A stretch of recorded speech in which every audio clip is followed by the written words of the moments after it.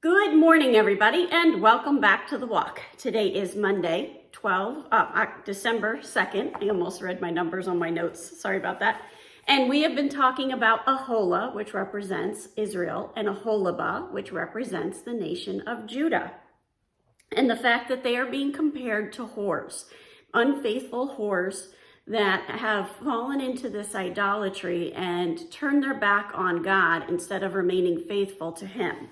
So that brings us to Ezekiel 23, verse 36, which says, "The Lord said to me, Son of man, will you judge Aholah," that's Israel, "and Aholibah," and that's Judah, "declare to them their abominations, for they have committed adultery, and blood is on their hands. With their idols they have committed adultery, and they have even offered up to them for food the children whom they had borne to me.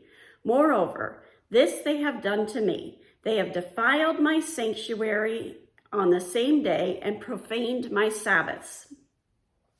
For when they had slaughtered their children and sacrificed to their idols on the same day, they came into my sanctuary to profane it.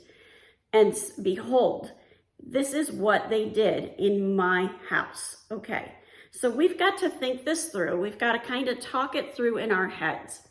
They have used God's sanctuary, and they have done it on God's Sabbath to kill their children, to sacrifice their children to these idols. I got very interested in these two words, sanctuary and Sabbath, and the fact that they were both used here as if they are separate things. And I realized on the surface, a sanctuary is a place and a Sabbath is a day of the week. So as I started to look further into it, that was what I was expecting.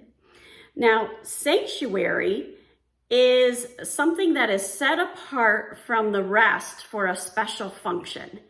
And so it was meant to be special. Another word for it is it's consecrated. It was a very special place within that culture. They treated it with the utmost of respect. Now, in today's application, where is our sanctuary?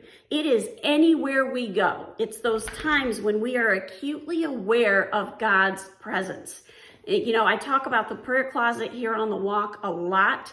The prayer closet is just a place where you can go and talk to God and be uninterrupted. That's the essential piece of a prayer closet.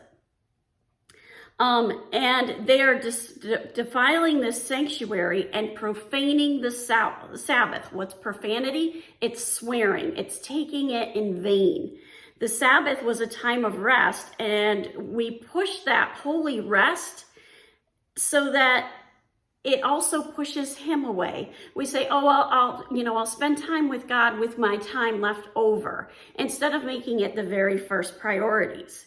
And as I read through this, I felt a deep sense of conviction. One of the things that I have been very convicted on in the last few weeks is that I spend so much time reading books about the Bible, and I wasn't spending enough time reading my Bible. So after I had done these notes, I started to really get into my Bible, and I've been reading it at a much faster pace than I ever have in the past. And the connections that I'm making are just amazing. I would have missed that if I had continued to push that aside and kept reading books about the Bible instead of actually reading the Bible.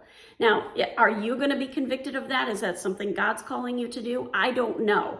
You need to pray about it, and you need to say, "Lord, what are some ways that I am pushing you to the side? Reveal them so that I can stop pushing you to the side."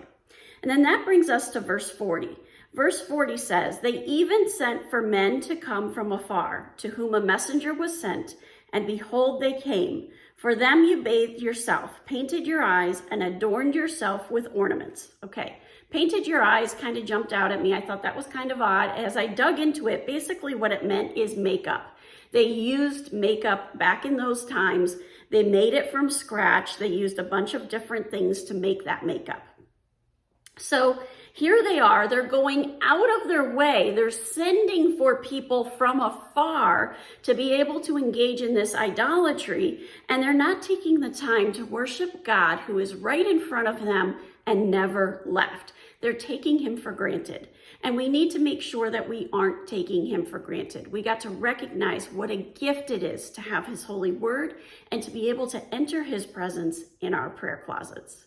Have a wonderful day. God bless, and keep walking the walk.